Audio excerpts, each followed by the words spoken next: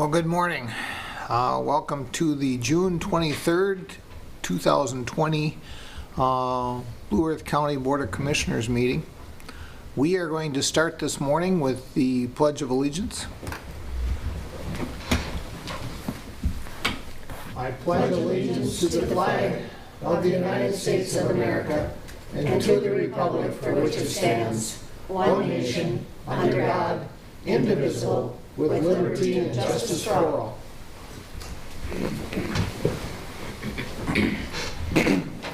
All right. We'll go to our agenda review. Bob? Mr. Chair, there are no changes to the agenda this morning. Landcamer moves the agenda. People seconds. Got a motion and a second. Any discussion?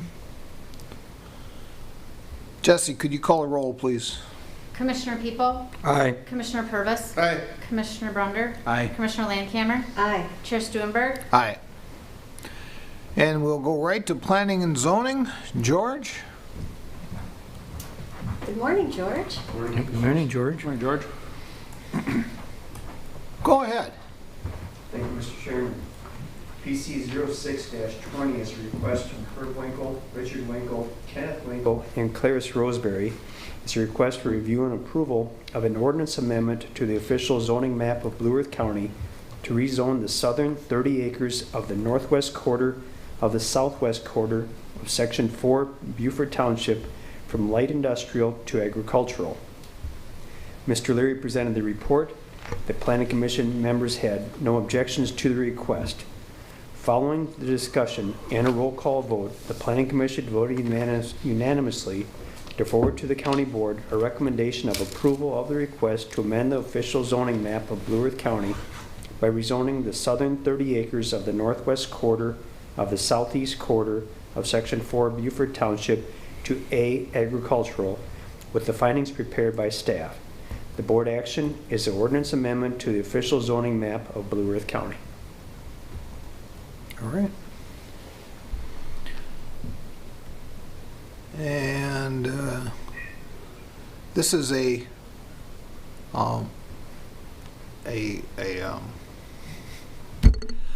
public hearing.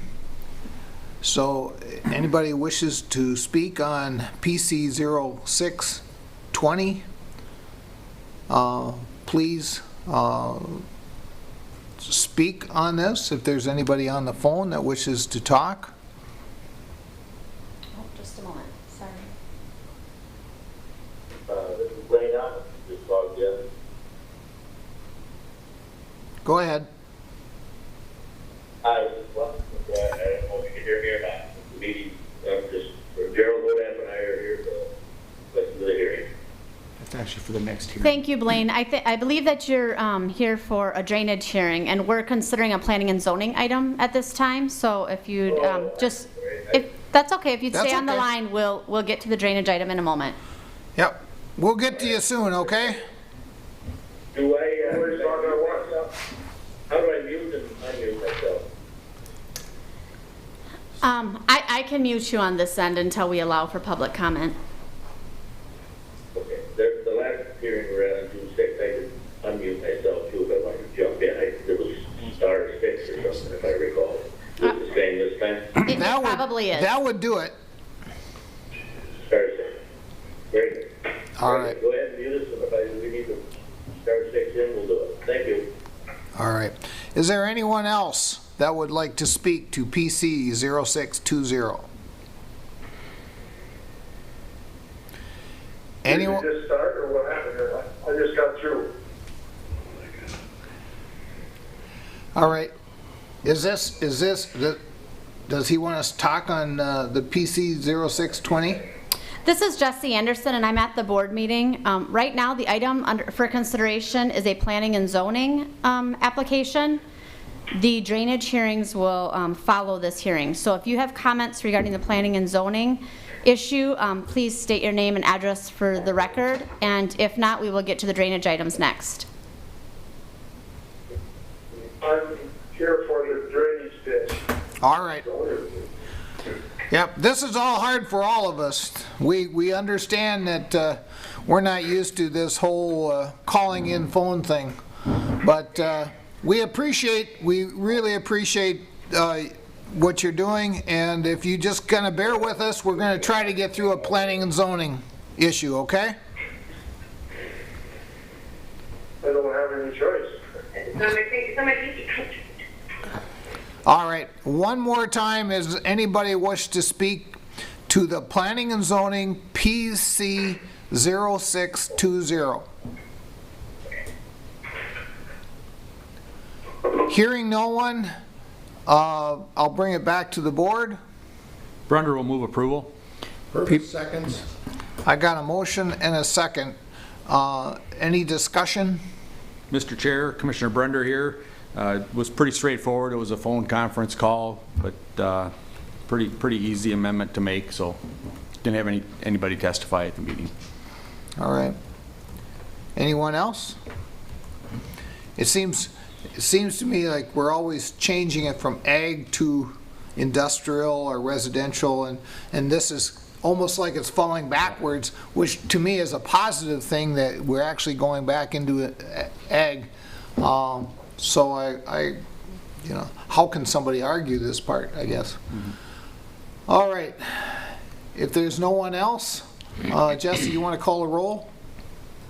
Commissioner People? Aye. Commissioner Purvis? Aye. Commissioner Brunder? Aye. Commissioner Landcamer? Aye. Chair Stuenberg? Aye. All right. Is there anything else, George? No, sir. All right. Well, that is the end of planning and zoning. Thank you very much, George. Thanks, George. All right. So now we're going to JD 17, and I will start it out. Good morning. Our hearing today is the final hearing on the proposed improvement to JD 17. The purpose of this hearing is to consider the petition for the drainage project with all matters pertaining to the detailed survey report and the viewers' reports. Since we may have public calling in on the conference call line, I would ask that staff and others introduce themselves prior to speaking.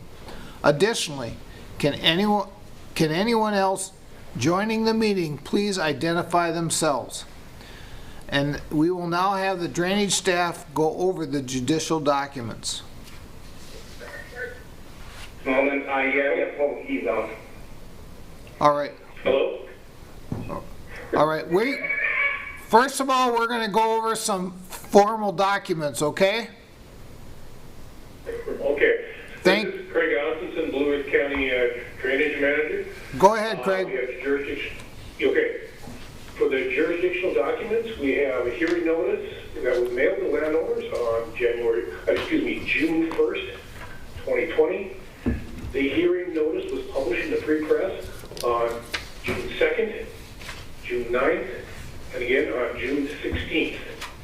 The hearing notice was also posted at the courthouse. Normally we have a DNR report at this time, but DNR has not provided an advisory report on the final engineer's report. The advisory report is not required to approve this project. The engineer will address this during his report. And that's it for jurisdictional documents. Thank you, Craig. And we will now hear from the petitioner's attorney. And would you please introduce yourself for those listening in the conference call? Do we have the attorney here? I think he's in the hallway. Is he in the hallway? Somebody put us on hold. Morning. Good morning. You're up. Please introduce yourself and go ahead. I'm Bruce Sellers. I'm the petitioner for attorney for the petitioners for JD 17. We are here this morning for the final engineering report. The petition was filed in, I believe it was April, possibly I believe of 2018. Mr. Brandel completed a final engineering report. Hearing was held The board accepted the final or that preliminary engineering report, excuse me, and appointed or ordered him to do a detailed survey. Viewers were appointed to do a determination of benefits and damages, and I believe also a redetermination of benefits. And so those reports, I believe, will be heard today. I would defer any comment at this time and let Mr. Brandel present his final engineering report. I believe what you'll hear is that it's feasible. The costs do not exceed the benefits. It is practical. It's in the public benefit to do this. It is needed. There are many issues in this system. It is needed. And so after Mr. Brandel presents his report, if necessary, I may give a few more comments, but for now I would defer to Mr. Brandel. Thank you very much. We will now hear from the engineer. Would you please introduce yourself for those listening on the conference line? This is Chuck Brandel with ISG. I have Jen Whitmer with me. We're going to tag team the presentation here. Just to confirm some dates, the prelim hearing was back in August of last year. I believe we were appointed in early 2019. So we're here for the final engineer's report for JD 17. The current slide that we are showing shows kind of the procedure of the project. We've gone through, we've had feasibility study, we looked at different options. Landowners considered probably 3 different options on this system. We decided to go with a slightly less capacity than what we typically do, just from a cost standpoint. And when the viewers present their benefits, you'll see why, because the project barely, it meets the criteria, but not by much. So we're at the final hearing stage. We did have a landowner meeting, I believe it was May 28th, near the end of May. It was an online meeting. We had a pretty good turnout for that. We went over the project, went over costs. We presented our report, and the viewers presented their information. So a little bit about JD 17. It's about a 600-acre watershed, pretty much all row crops, all in Garden City Township. It was originally constructed in 1917. The outlet's been replaced twice because of erosion. And as part of this project, we're going to add some riprap around the outlet again, just to make sure that we don't have erosion into the ravine that it drains into. So I'm going to let Jen go over the existing and proposed conditions. Go ahead. So the existing system's an unusually extensive public drainage system. It has 23 branches and 24 laterals. You can see it zigzags across the watershed. This is the main line. So let's see. The existing capacities are below a 0.3 inch per day.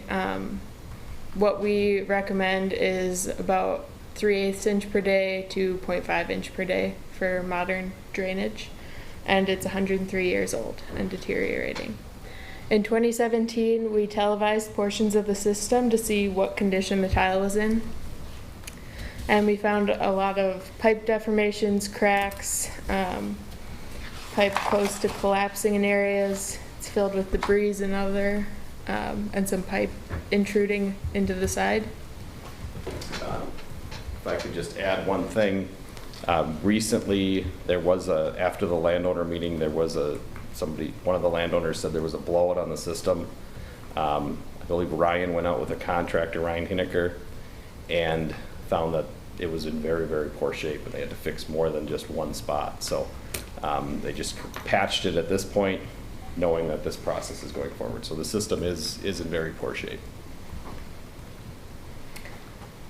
And here we have the existing drainage capacities, and this is as it was constructed, so it doesn't take into consideration any of the cracks or misalignments or debris that's currently in the tile. This is the drainage coefficient for some of the branches and laterals. They're pretty high drainage coefficient, but that's because each branch and lateral drains a really small portion of the watershed. So we have two proposed options. The first one, we split the main line so it stays on the west side of the system. So it goes from the outlet up to here, and then we have branch 1 that stays on the east side. We realigned it a little bit so that it only crosses CSAH 38 once, and that was a request from the road authority and county engineer, and it lowers project costs. And option 1 has a pond at the outlet of the system. Option 2 has the same alignments and drainage tile size, but with no pond at the end. And we designed the system to have about a 0.4 or minimum 0.4 drainage capacity. Like Chuck said, it's to reduce project costs. Here's the proposed storage pond for option 1. It provides about 10 acre-feet of storage, and it's directly at the outlet of the system because it's a pretty small watershed. Here's a plan profile sheet of the outlet.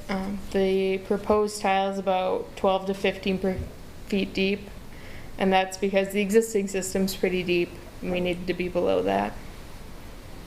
And we will rip-wrap this berm at the outlet to protect from any erosion.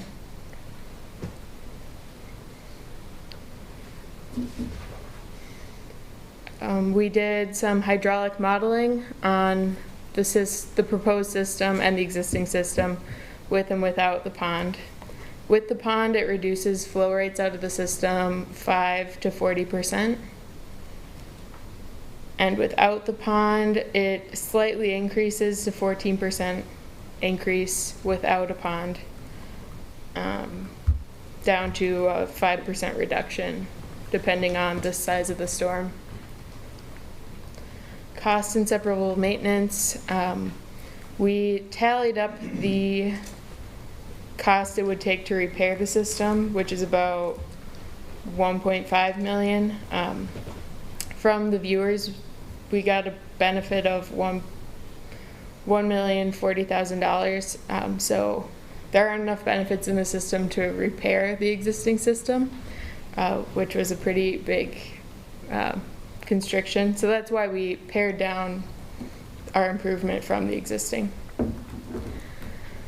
With the pond, the total improvement cost is $1,159,600, with a net, well, it's a little over $300,000 less expensive than doing the repair, but still with the pond, which is about $167,000, it still exceeds the benefit. So without external funding, this pond can't be constructed.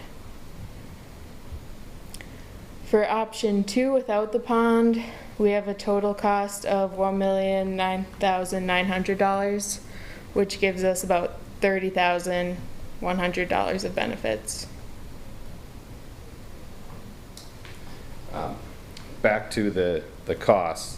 So we did submit the project to the SWCD, have been looking for grant funding to do the storage, have not been able to obtain any. We have a willing landowner, we have a willing system, but we don't have enough benefits. So our recommendation is to approve option 2, basically approve the project with the pond, but construct it under option 2. And if we get funding in the future, the pond could be constructed without having to come back through the entire improvement process. So our recommendation at this point is to approve the project, to construct it as option 2, but approve the pond as an option that could be added if funding is added in the future. So there are $30,000 of net benefit. So if there were some funding that came forward, we could apply up to $30,000 of potential cost share for a pond if that funding came forward. We like to cover construction, and I'll go through this fairly quickly. We did cover this with landowners. If the project moves forward, we have to publicly bid it. We have a list of contractors, subcontractors. We require that the contractor have a reference list, have past experience doing these type of projects. They have to get a bid bond. We show a video to landowners at the landowner meeting, similar to this picture, showing that if this project moves forward, you will have construction on your property, but you do get paid damages for that construction. So we have put together a damage list, given that to the viewers, so they have applied that to the redetermination of benefits. We also have added something recently that every 2,600 feet, we require that the contractor clean up after themselves. That way they don't get too far away. We get everything completed, chisel plowed, graded. That's been a very good addition to our contracts. Some of the local contractors here were already doing that, but it just ensures that the project is done in steps and we don't have things that aren't done. I would imagine the farmers are real happy about that, because that way they can use their land right away. Correct. It came in very handy this spring when some work that was done in March and April, and the planters were right behind it. So good idea.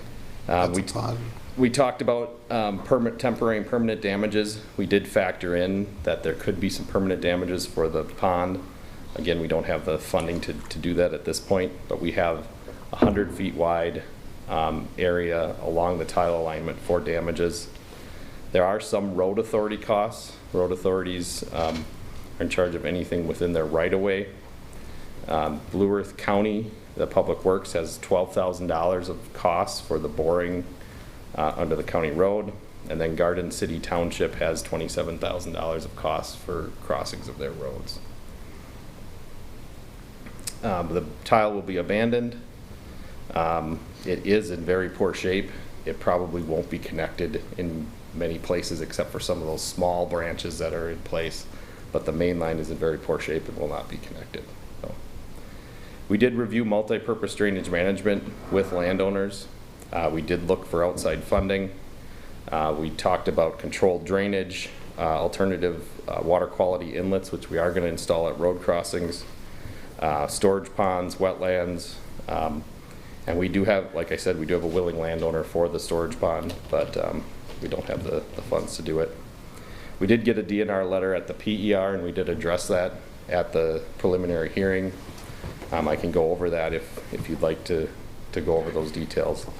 The project is cost effective for option 2, practical and feasible. So we would, and it is a public benefit. We would recommend approval of option 2 with the ability to come back and add the pond in the future.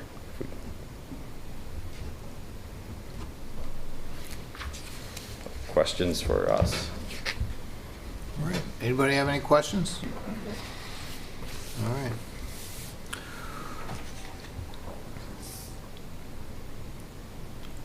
Thank you, Chuck. Thank you. We will now hear from the viewers. Would you please introduce yourself for those listening on the conference call? Anyone on the phone would like to? I am here. If you could, yep, I'm on the phone. This is Ron Rehnquist, one of the viewers. All right. This particular watershed, as to our process in this, we did a redetermination of benefits to the existing system, and that was adopted by the Drainage Authority in November 22nd of 2016. So in order to look at the improvement of this system, we considered a couple of things. And one is, as Mr. Brando said, is that the system in its entirety, as it exists today, will be abandoned. And therefore, it is our opinion that there is no separable maintenance, because the system will be replaced in its entirety, or the function of the system will be replaced in its entirety. That does reduce the total potential benefits, because in the existing system there are 47,400 feet of public tile, and once this new system is installed,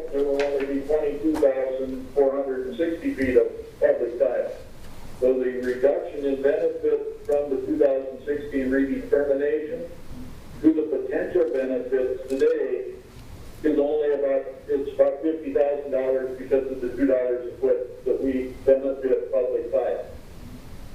So to do the improvement, we started with the redetermined benefits as the identification of the land classifications and the potential benefits for the ditch system.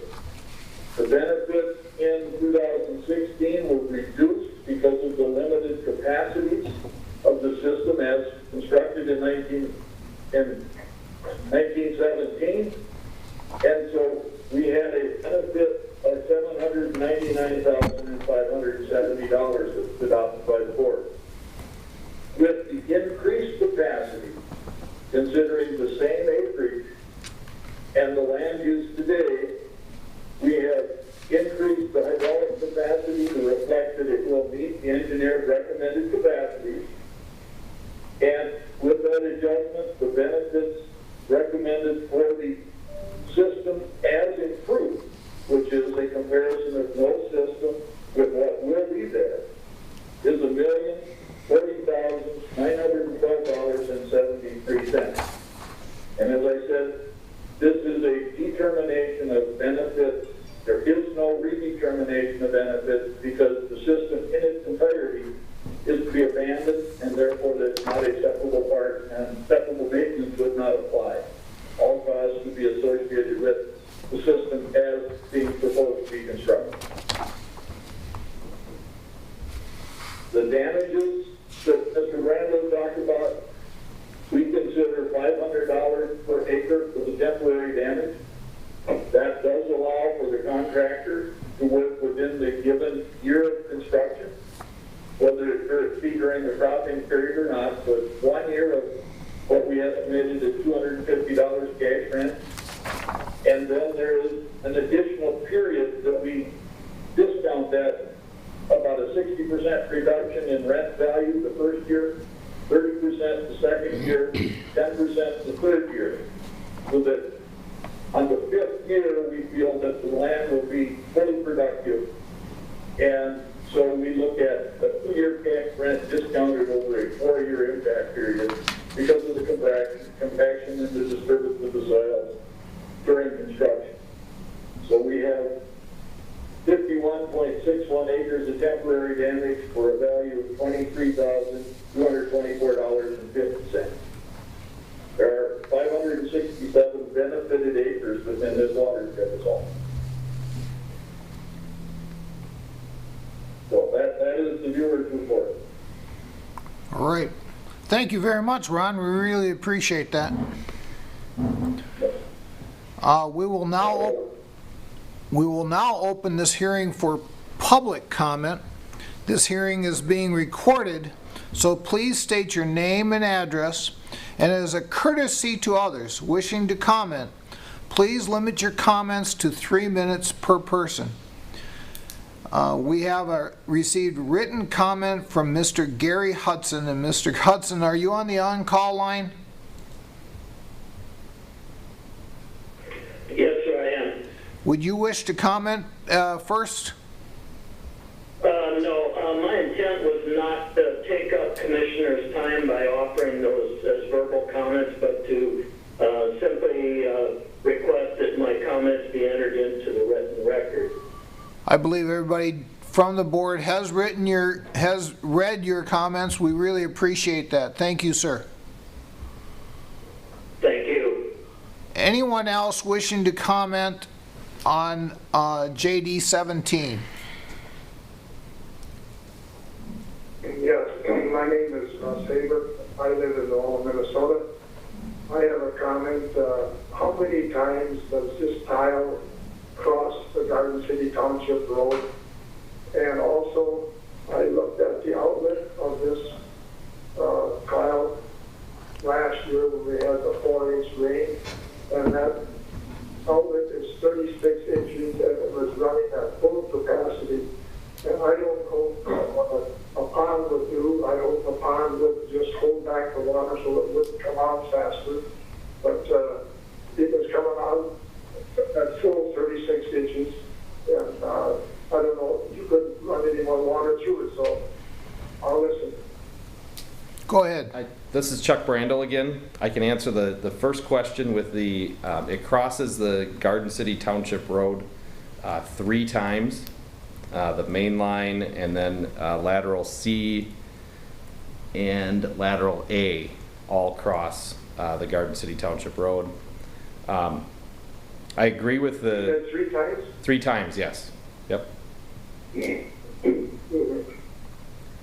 And the existing system actually crosses it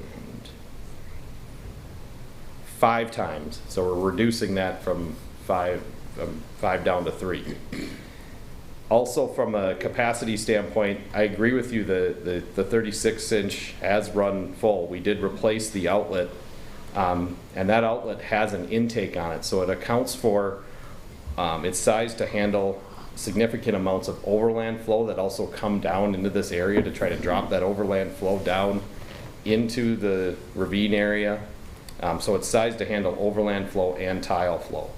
The proposed system is generally sized to handle all of the tile flow, understanding that there still will be overland flow. That's what that 0.4 half-inch drainage coefficient is sized for, that it reduces overland flow, but you still have some.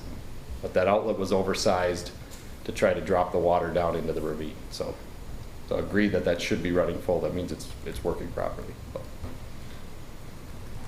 All right. Okay, one other question. Go ahead. One other question was the big blowout you had on the other end of our property going into, I don't know who owns the other land, I call it the Camus Farm. They were putting in that black corrugated tile, I think it was 10 inches, I'm not sure, but it looked like they were pulling out the black corrugated tile and putting in exactly the same thing. Now, I don't think that tile was blowing up, but I wasn't there all the time, so I really don't know what was going on there. Could you explain on that a little bit? Is Ryan on the call? He was out there. I'm here, if you can hear me. Yep. I can hear it. Okay. So yes, I was out there. I'll touch base on that quickly. Yes, there was a sinkhole. After exploring what the issue was with the sinkhole, it turned out that there was almost 200 feet of old concrete tile that was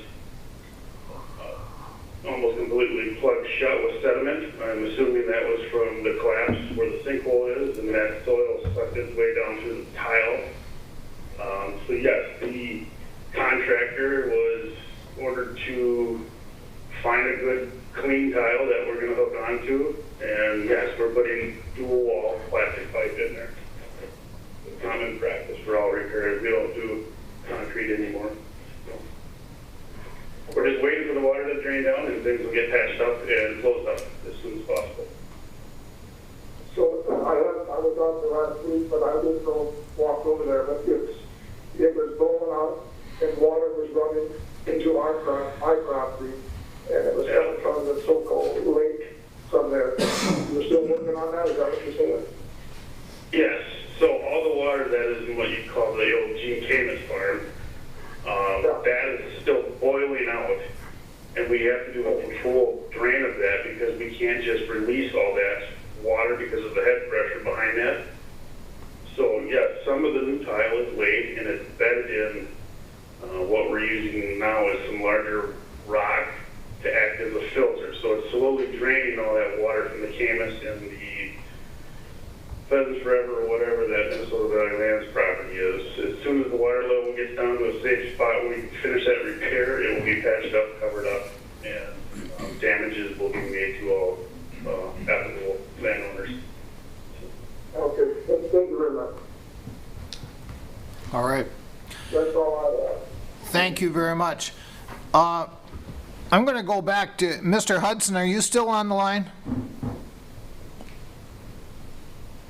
Yes, sir, I am. Would you like us to read your comments into today's meeting? We have your letter or your comments. Would you like us to just read that into the today's meeting? It's not necessary unless it's required. As I indicated, I was just anticipating it being entered into the written record due to its length. All right, then we won't, but thank you very much. It will be entered into the written record. Thank you. Thanks. Are there, Can I speak once more? you can. This is Russ Haber again. I was just thinking, this project is very expensive for the amount of drain field that it takes care of. It's about 600 acres, and that's over $1 million. And to me, that isn't very cost effective to have to pay over $1 million to drain a little over 500 acres. And I understand it's starting to eat up and all that sort of stuff, but it just seems like an awful lot of money just to take care of that. But hopefully it will take care of it, but there's a lot of times when we get rain, it doesn't seem to take care of it no matter what. So I don't know what's going to happen. All right, thank you for your comments, sir. Is there anyone else online that would wish to speak to JD 17?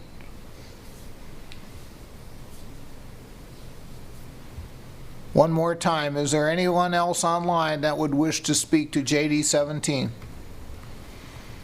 One other comment, is this type of scenario of doing it over the phone is not a second? Is there anybody actually calling in and listening, or are they talking, or they just don't bother to call in? This is Jesse Anderson. I'm the secretary for the board. It looks like, it appears as though we have about 15 individuals on the call listening to the meeting, but there are other items on the agenda to be discussed today. Oh, okay. Thank you. All right. Mr. Chair? Go ahead. We're also being live streamed, so people could be watching it on TV. That's correct. We are being live streamed, so a lot of people watch this on YouTube. So, They can watch it, but they never comment, right? Is that the way it usually goes in? well, it's up to a person's personal view whether they want to comment or not. Because, a lot of people, they talk on the side, but they never bother to talk publicly, so. Isn't that the way it is? That's the way it works. Yeah, we hear that all the time. Okay. Thank you, sir. Thank you very much for commenting, though. We really appreciate it. We need the comments to do the right thing, okay? You bet. All right. If there are no additional comments from the public, we will bring the issue to the board for further action. Is there a resolution for your consideration on page 210 of the board packet?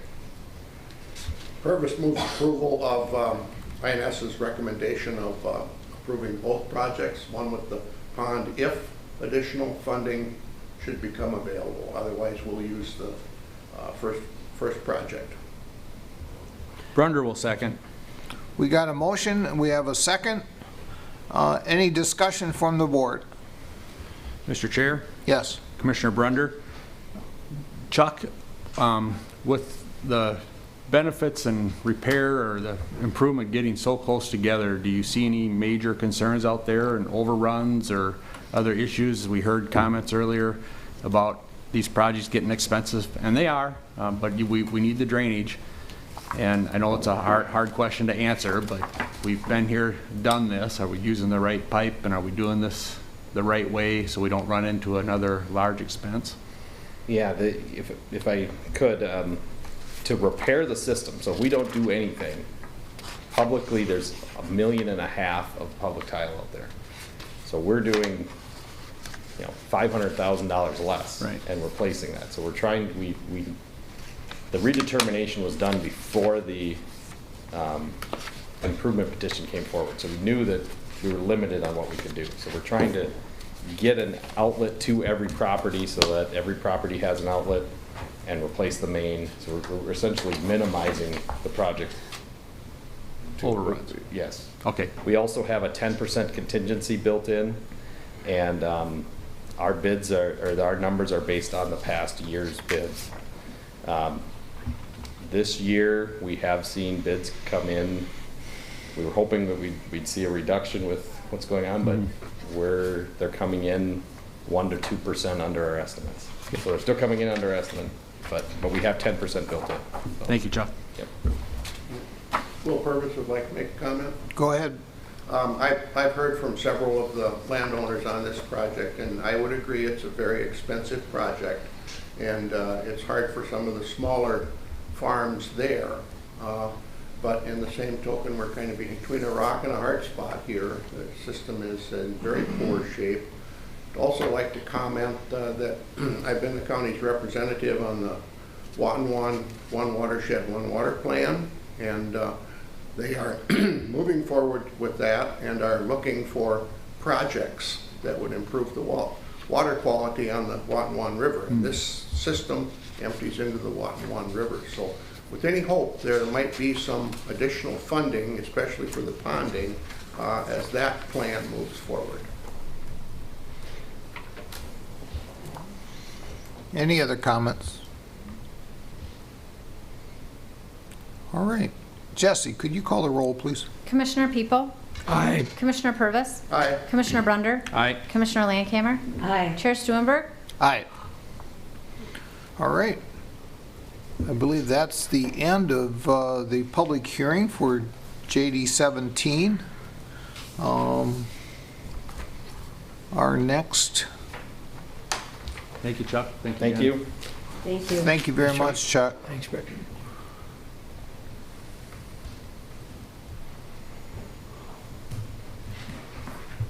Okay.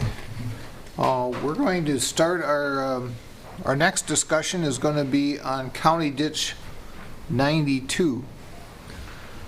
And good morning and welcome to County Ditch 92 public hearing. And at this time, I would ask the commissioners to please introduce themselves. You go ahead. My name's Colleen Landcamer. I represent the first district. Kip. Commissioner Brunder, District 5. Will. Commissioner Purvis, District 4. Commissioner People, District 3. And I'm Commissioner Vance Stuenberg. I represent District number 2.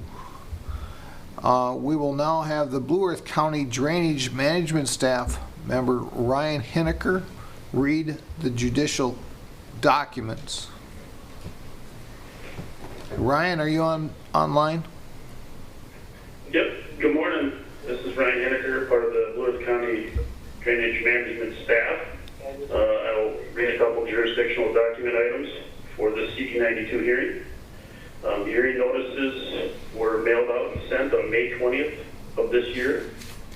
Hearing notices were also posted outside of the Board of Commissioner room and the historic courthouse.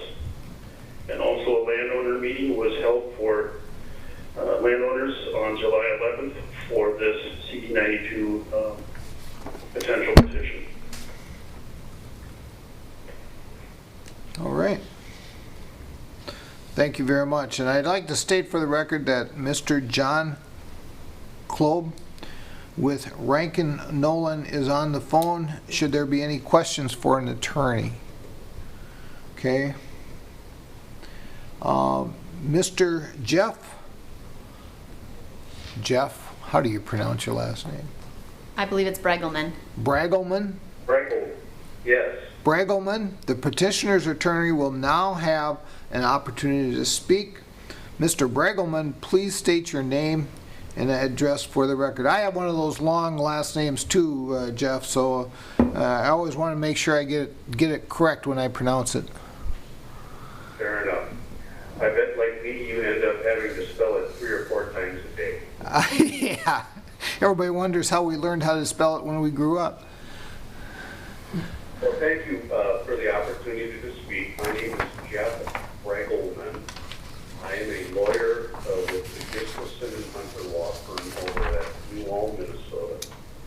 And I represent the petitioners on this case. The petitioner is ABC Holdings, LLP.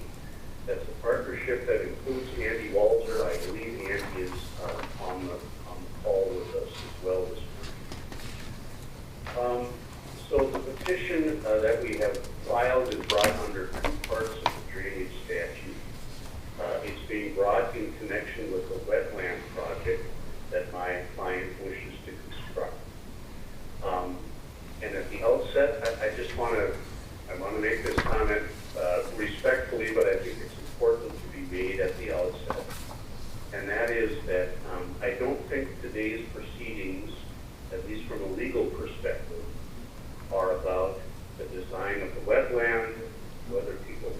projects or not, credits that may be generated, that sort of thing. Instead, this is a hearing before a drainage authority under the drainage statute.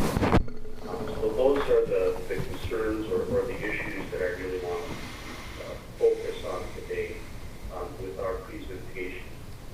There are two statutes that are involved here, because if this project is approved and is constructed, basically a wetland will be established, and to do that, certain parts of the existing public drainage system will be changed.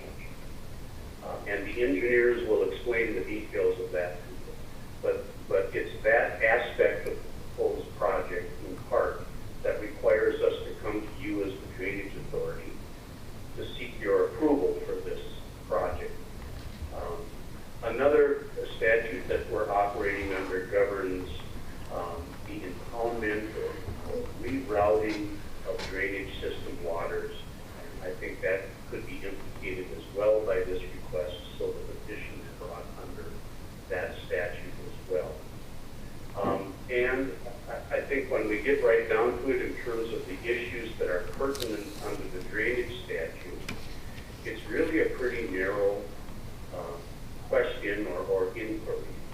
Essentially, the statute that we're operating under says that if my client's proposed project will be of either a public or a private benefit, and as long as it does not impair the utility of the drainage system, it does not deprive the landowners of the benefit of the drainage system, then I think the statute actually requires that the project be approved.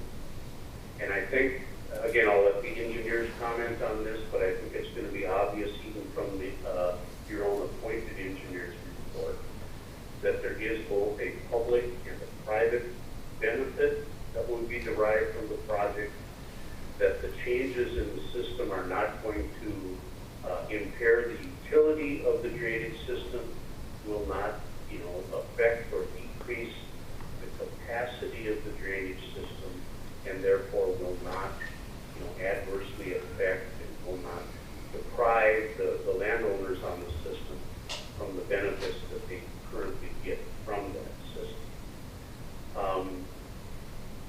So based on that, I think at the conclusion of the testimony, I'm hoping you'll agree that those criteria are met and the project should be approved. The only issue I'd like to raise is this. In the engineer's report that I've seen and in the proposed order that I've seen, there are some pretty extensive mechanisms to allow the drainage authority to assure itself that this project will be completed as it's been designed and as you will hopefully approve. For example, I understand we will have a post-construction acceptance hearing where you will have an opportunity to be satisfied that things were done as per design. The plan also calls for televising the lines that will be installed. It, of course, allows the drainage authority and its representatives access during construction to look at the project. It provides that your appointed engineer would have to approve any proposed changes to the plan. And as I said, it's planned to have this post-construction hearing.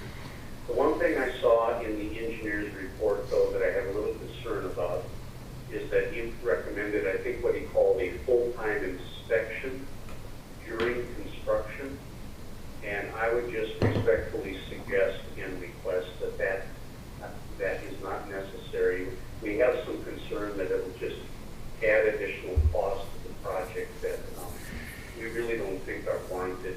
You have a licensed engineer who's designed the project, another licensed engineer who has reviewed it, and you have all of these mechanisms built in already to be assured that it will be constructed as approved and as designed. So I would request that you not require that ISG be on site each day during inspection. The other safeguards, we have absolutely no problem with, and we think they're appropriate. The last point I would make is that, as I understand it, there's no decision to be made today about whether a change in like the allocation of future repair costs, maintenance costs, whether that should be made or not. That's an issue that will be looked at after the project is done and when we have the acceptance hearing. I and my clients believe that this is actually going to produce benefits, in the sense that it will reduce future maintenance expenses. But we understand and we agree that that's an issue that will be taken up after the project is completed when we come back for the acceptance hearing. So in a nutshell, I guess I'm here to, certainly I'll stay on the line to answer any questions that people may have, but I just wanted to outline at the outset here kind of what the parameters are and what the specific legal issues are that we should be looking at under the statute. It will not impair the utility of the system, and it will provide both a public and a private benefit. So on that point, specifically under the statute, I would urge approval of the petition. That's all I have at this point. As I said, I'll stay on the line and be available for follow-up questions if there are any. So thank you for your time. Thank you, Mr. Bergelman. We will now have Mark Oringer from ISG discuss the results of the preliminary service report for this proposed impoundment. And please note, we also have Dan and Josh from Bolton and Mink, the petitioners and engineers, on the phone should you have questions for them. Thank you, Mr. Chairman, as well as the rest of the board. My name is Mark Oringer. I'm a civil engineer with ISG. I'm just going to wait for this to get up here, and there we go. I think that was a great recap by Jeff Bregelman on the project. So he covered quite a bit of what I was going to cover as far as the impoundment and rerouting and abandonment procedures go. But I'm here today to represent the Drainage Authority on County Dish 92 for the impacts that this wetland may or may not have on the system. Just to start out with, there's quite a bit to cover, and I'm going to try to summarize it the best I can in the interest of time. I think, like I said, Mr. Bregelman really covered the majority of it from the legal standpoint, so I'm going to highlight kind of just the engineering designs and review that ISG had on the project. First of all, just to get the location and get everybody kind of familiar with where we're at, I am going to reference the maps that I present on the screen here today if you want to follow along. We are in Meadow Township sections 20, 21, 28, and 29 primarily. The watershed itself is about a 1,400 acre watershed as shown on this red line on the screen. The open ditch itself of County Ditch 92 runs from east to west as it enters and outlets into the Cobb River, and today we're focusing on branch 1. It's the branch 1 public tile that extends from the Walzer property across the Colos property and into the Germo property. I do want to note before I get in kind of some of the roles and what's partaken in this project for the last few months. We have been working with Bolton and Mink on the review of the design to make sure that it does follow all the legal procedures, making sure the capacities are correct for the drainage system, and trying to get this project in a spot where it can be ready to go and easily approvable by this board as far as the statute does go. We also had a landowner meeting where I've addressed several questions and comments from interested parties, and I think that was pretty successful. We had about a 2-hour-long discussion going through the project, and I've had a couple other phone calls with it too. Just kind of at a high level, the way that this particular proceedings worked, the cooperative of the Walzers for this wetland bank, they have a petition to the Drainage Authority to review. They're using Bolton and Mink as their design engineer for the wetland itself, going through the permitting and that process, and ISG is reviewing this on the Drainage Authority's behalf, and so that's why I'm here today. So specifically looking at the project itself, again, I'm not going to talk about the specific engineering on the project, just looking more at the ditch system. But the map that I have shown here really highlights what the overall concept of the project is. First of all, looking at the impoundment, and this process is done in many different ways. A lot of it is for wetland restorations. It's also done for Ducks Unlimited, wildlife management areas, bowels of rim easements, so it is pretty common, especially today as we're putting more and more wetlands onto the landscape. This specific project on the Walzer property is shown with this blue cross-hatched area on the map. And as you can see, it is following the contours of the land. It's curved. It's not square like a pond or another impoundment may be. To get this thing in a spot where it can be restored back to where it once was. There will be some berms installed, and those are shown in brown. Those are shown on the west side of the property, just off of County Road 169. There's also a berm on the east side of the property to prevent backwater from going onto the neighboring Hodat property. So that would be the impoundment part of the statute. The abandonment would be abandoning portions of the main line that run right through the middle of the wetland, and then portions of branch 1 that once dumped into the open ditch of County Ditch 92. The reroute portions of this include rerouting the branch 1 tile, which is shown in the orange, and then rerouting the open ditch, which is shown in the red, kind of following the contours of the land as well, to keep the overall depth of that ditch at a minimum. So that's a high-level review of it, and I have provided maybe 2 or 3 different memos back to the county drainage staff, and hopefully that made its way up to the board as well. But I do have an updated one that I worked on yesterday with the finals from Bolton and Mink, and I'm going to go through that memo here rather quickly. Obviously at the end I can answer any questions that may come up, but again, just looking at the review from the Drainage Authority's perspective here. First of all, we're going to look at the open ditch, and that is, again, the reroute is shown in red on the screen here. The legal conditions of the branch, or excuse me, the mainline open ditch here is a 4-foot bottom at a 0.02% slope with a 1.5 to 1 side slope ratio. The proposed project includes that same 4-foot bottom with a 0.02% slope. However, we are recommending, and it has been included, to have a 2 to 1 side slope instead for some more stability. Given the reroutes, kind of the curvature and the sinuosity of this ditch, as it's not straight, we just want to make sure we have stable side slopes, especially as it's going to be in a deeper landscape here. It'll have a lot deeper depth to it, and we want to have stable side slopes, so that has been included in the plans as recommended. Next, I'll talk about the branch 1 tile reroute. Currently, that is a 14-inch tile at a 0.2% grade that runs into the open ditch. The legal capacity of that tile right now is a 0.41 drainage coefficient, and I know this board's familiar with it, but for those on the line, the drainage coefficient does recommend, or it does reference the depth of water over 24 hours that can drain. Today's standards recommended is a 1/2-inch drainage coefficient for a tile, and so right now under the legal conditions it's at a 0.41. However, being that that's a 14-inch tile, we can go in and repair that with a 15-inch, the next available size, so that does gain a little capacity. The proposed branch 1 reroute is an 18-inch tile at a 0.06% grade, which results in a 0.44% or 0.44 inch per day drainage coefficient, which is legally acceptable as part of this reroute and abandonments. And also just to note, it's very close to that 1/2 inch, so under this proposal, the improvement statute's not really necessary because that capacity is basically right at that 1/2 inch drainage coefficient. The open ditch itself has a 1 inch per day drainage coefficient.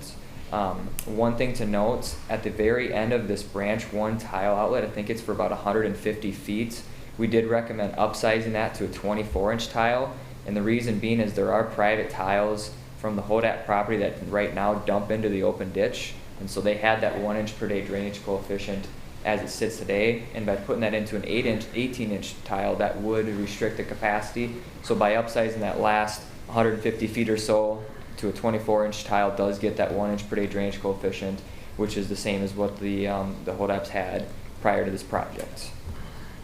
A couple other things on the branch 1 tile, we do recommend not having any 90-degree bends. That does pose kind of a restriction in capacity, and given the kind of sharp turns that this tile reroute will have, we did recommend having just some high-level guidelines for the Bolton and Mink engineers, having 45-degree bends at the maximum and having about 40 feet at the minimum of a distance in between, so that we get a nice curvature versus hitting some sharp bends and whatnot.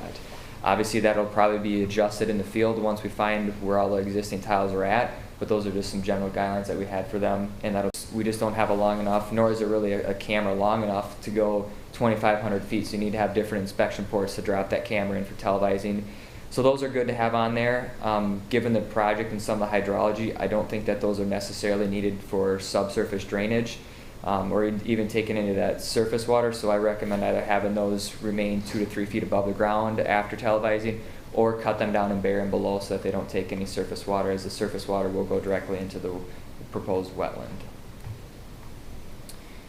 Another note on the tile installation itself, there are several different methods that were shown on the plans. A lot of it could be for sanitary sewer or other storm sewer. There was some notes on how to install the agricultural tile, and those are all acceptable. We do recommend the spoon method with sand on top of it.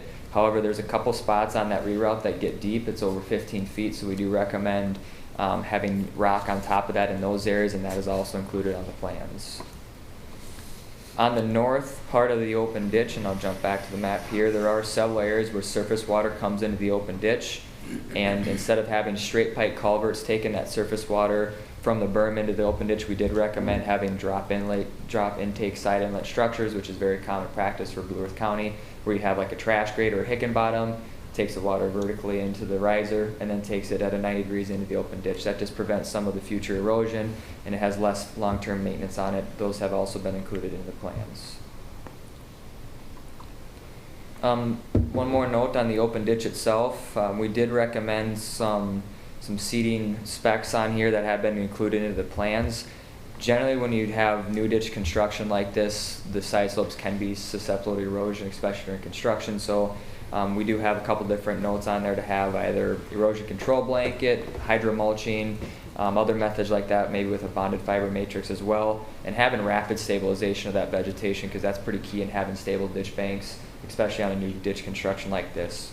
We do recommend on the ditch banks, upon final leveling, having seeding within 2 to 3 days, and then the buffers, once those are leveled and the spoils are leveled off, within 7 days. So that's a recommendation that we have.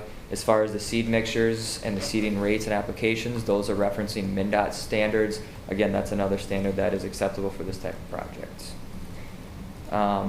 There was a note about how much inspection coverage and review to be on site during this project. I don't anticipate full-time inspection being necessary for this project. I do recommend some inspection. Hopefully it's just, maybe a half day or so getting the contractor started, going through some of the specs, parameters, what we're looking for, and then we can stop in as necessary to field any questions and maybe stop in every other day or so. We do want to limit our time as well on this project too from the construction, but ISG will be available for any potential questions that may come up during construction. So I do agree with Mr. Bregelman. I don't think that full-time inspection is necessary on here, but just know that ISG is ready to be there and maybe help with a few upfront questions. The last comment that I have is on kind of some of the reroute and the lengths of the infrastructure here. This is a unique property. A lot of wetlands and impoundments that you see really put your impoundment at the bottom of the basin, you reroute and daylight tiles into it. In this case, just given the topography and how flat it is, it does require rerouting the tiles and open ditch around the basin, so that does add some length into the open ditch. I don't think that the assessments or maintenance costs are really part of today's discussion, but just note that there will be longer infrastructure. However, keep in mind that with this impoundment, there will be less water utilized in those open ditches and the tile. So that's something to consider too. Generally speaking, with this large of an impoundment, you're going to have less flow, less peak flow rates, and overall a better flow capacity and hydraulics going through that public infrastructure. And I think with that, like I said, there's been a lot of behind the scenes work on this. We've been working with Blue Earth County, we've been working with Bolton and Mink and some of the landowners too. So I do recommend approval of this from the Drainage Authority's perspective. It was mentioned to have some televising and some on-site inspection as necessary as the project moves forward, but from what we see, definitely a public benefit, private benefit as well, and based on the designs that we have in the hydraulics, we do not see any upstream negative impacts on the surrounding properties. So again, just would recommend approval for this project. At this time, I can certainly address any questions from the board. I know I kind of breezed through this pretty quickly, but in the interest of time, and again, what Mr. Bregelman had covered really kind of highlighted quite a bit of what I was going to go through anyways. Thank you. Anybody have any questions for Mark? All right. Dan and Josh from Bolton and Mink, do you have anything to add to this?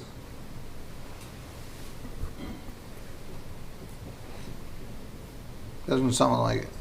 Yes, Dan Donaire with Bolton and Mink, senior natural resource specialist. We've been, like as Mark said, we've been working pretty closely with the county on getting this design right and taking into consideration some of the comments from the public. And I think we've hit on all of them. And it's been a nice project working with all these people. All right, thank you. All right, at this time, we will now open the hearing to public comment. Please limit your comments to 3 minutes or less. We received a letter from Mr. Willis Ward. And Mr. Ward, are you on the phone?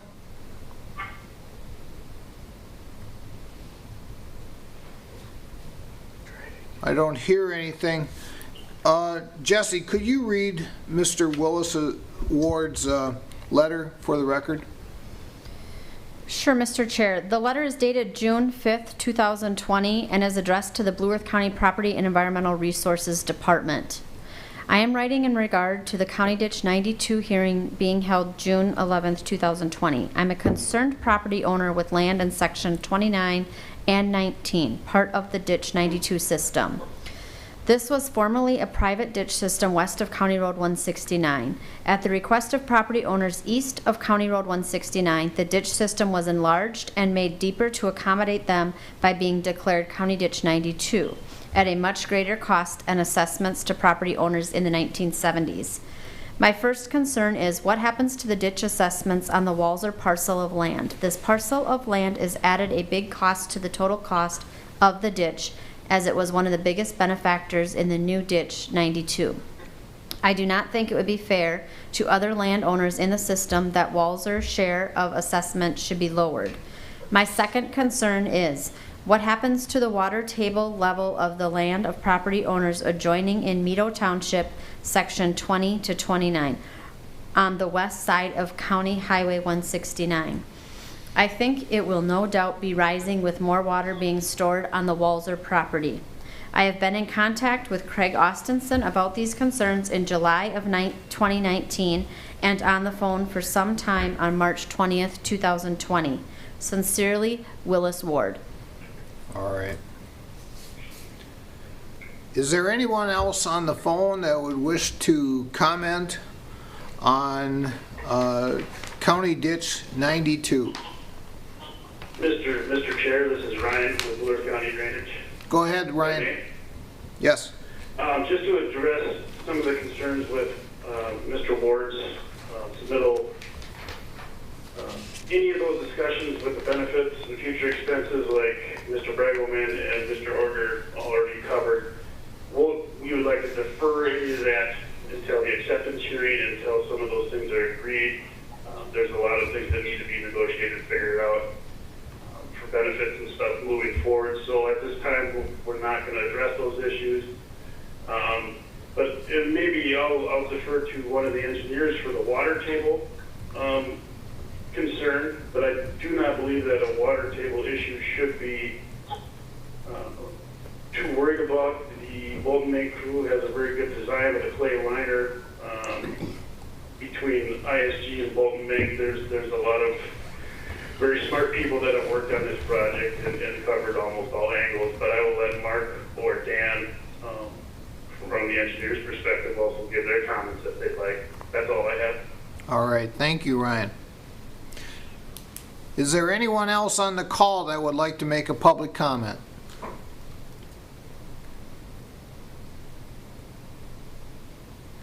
And one last time, is there anyone else on the call that would like to comment to County Ditch 92?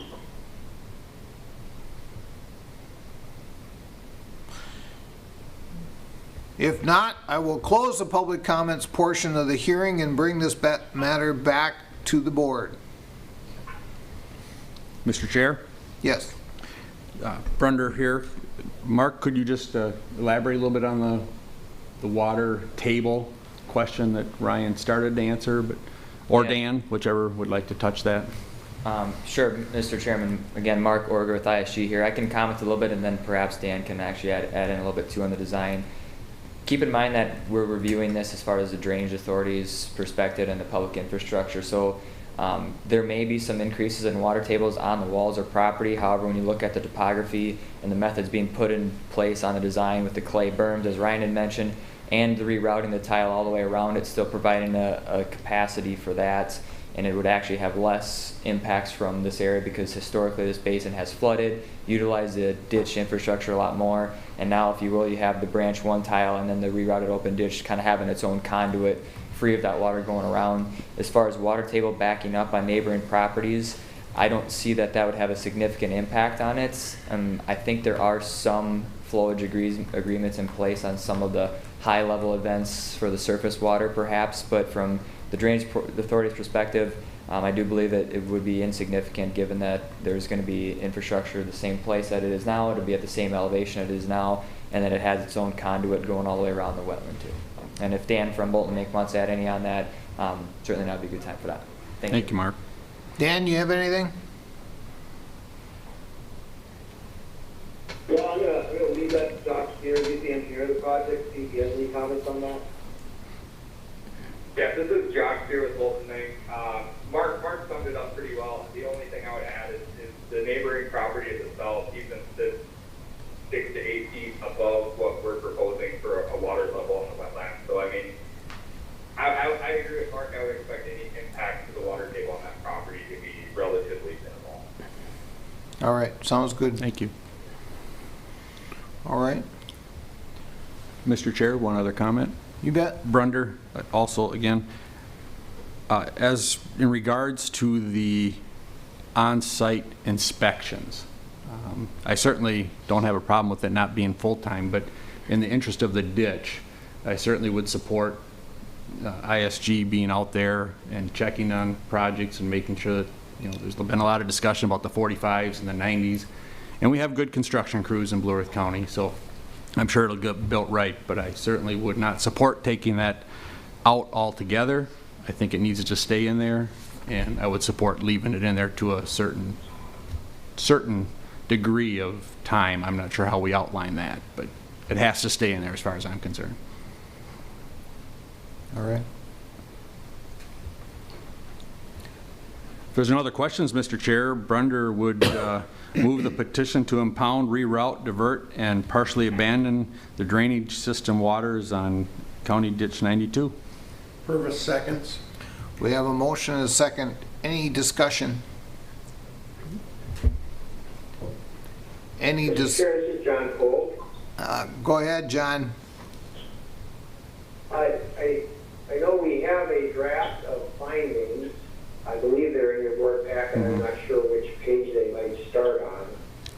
But it might be beneficial because we only do have the one comment of Mr. Ward that's been read into the record, and we have responses to his two concerns, first being the future assessment issue on this affected parcel, and then the second being the adjacent water table. My suggestion is that we go ahead and use those findings and get the board's authorization to add those comments and responses to the written document. As part of that too, and I'll pause for a moment so you can get to it or confirm to me that you're at the draft order in your packet. It's page 216 and 217, I believe, for board members. All right. Just a couple of items. Mr. Bregelman referenced the proper statutes, and I think he did a great job of summarizing what your decision standards are. He did talk about this requirement of the on-site inspection, and that is reflected initially in paragraph 16 of the findings, which is the recommendation of the engineer to have an on-site inspection, and it's further dealt with in the order itself at paragraph 6 of the order. And it doesn't require full-time on-site. It just says that the drainage authority or its representative will be granted access to the construction site to verify compliance. So I think that's very consistent with Commissioner Brender's suggestion and desire to at least keep that option open. And paragraph 6 is written in such a way where it doesn't foreclose full-time inspection on behalf of the county, but it really suggests that when and if necessary, drainage authority will have access to verify certain parts of the construction. We also require in the order that the petitioners provide, in paragraph 3, basically an as-built, and then to make it, to have the acceptance hearing as well to make sure in paragraph 2, to make sure that we have all of that. So we think we've addressed all of those issues. I do note that paragraph 7 of the draft order needs to be updated to reflect today's date and not the June 9th date. So we can make that, if that's acceptable to the party moving and seconding. And then finally, we should really look at paragraphs 19, 20, and 21 and make sure that the board's very clear on that. I believe by making this motion, the commissioners and seconding the commissioners making the action are suggesting that the project will be of public or private benefit in paragraph 19, that the project will not impair the utility and drainage system in paragraph 20, and that the project will not deprive affected landowners of the drainage system's benefit. And as long as we can confirm those three things as part of this motion, then I would just ask if the friendly amendment to the motion could be made that we adopt the findings with the modifications as recommended, and that way we can finalize a written document to affect the action you're taking today. Commissioner Brunder here, and I would certainly support that language that Mr. Kolb would like to add. And thank you for pointing out the clarifications on 19, 20, and 21. Will? Well, you agree with that? Yes. All right. Thank you so much. It really helps having that clarified. Any other discussion? Any other discussion between the board?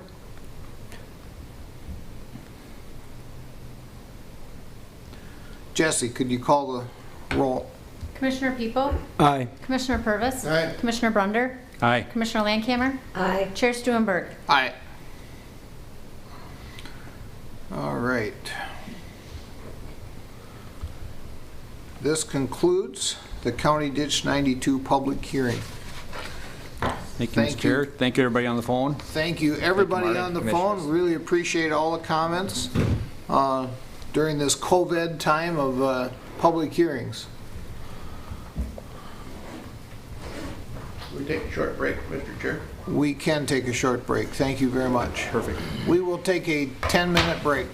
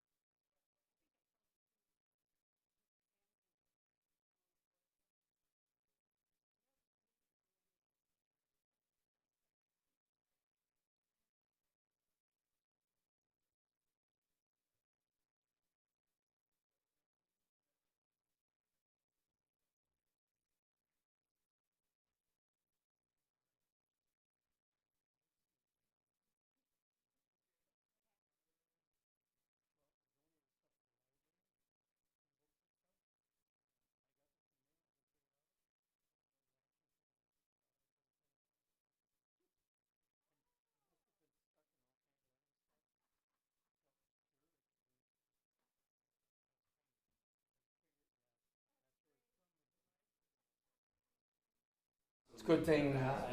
All right. Couldn't figure out what the hell. I lost my Wait. driver's license somewhere, and I'll be darned if I know where, because you never use it.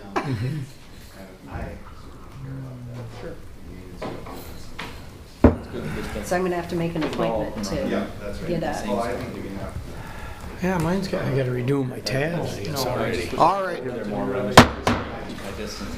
It looks like we're ready to go here again. Lights not on. Thank you very much. He gave me the thumbs up, so I'm taking that as is okay. We're going to go into Human Services with Mr. Phil Clausen. Morning, Phil. Yeah, good morning, Phil. Morning, Phil. Everybody. Good morning, Mr. Chair and Commissioners. Thank you for hearing me today. I have a few action items and then some discussion items as well. I think most of it is things that you have been familiar with in the past. The action items under disability services, there's actually two, and then that last one is a separate issue. The first one is a list of amendments, and you might recall I brought these contracts to board in the not so distant past.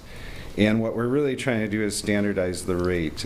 They're not huge differences between the providers. Everybody gets something. A few of them it's a few pennies, and then other people it's a little more significant. But there really is no rhyme to our reason for having different reimbursement rates. And so we just realized that after many years, and the windows presented itself, and it looks like it's close enough that my recommendation is that we would standardize the rate. Obviously, the SILS program, the heart of it is to help consumers stay in their home. The term of the contracts that are in place are July 20th of this year through June 30th of next year. The overall budget for SILS is $128,498, and then we currently serve 24 consumers. And the next item actually goes right with this, where there's a new provider, and we've had a long-standing practice of if there's a viable provider in the community that we offer, obviously, similar contracts and abilities to provide the service to our constituents for SILS, and increasing the option of choice. The content of the SILS contract for this, the EON group, is the same as above, and the term is also the same with the standardized rate. And then, Mr. Chair, just the final action item is just to talk about urgent and emergent transportation under COVID. We're requesting the board's approval for an allowance to look at urgent and emergent transportation services for residents who have no resources to pay for rides when they're active in symptoms, COVID-like symptoms.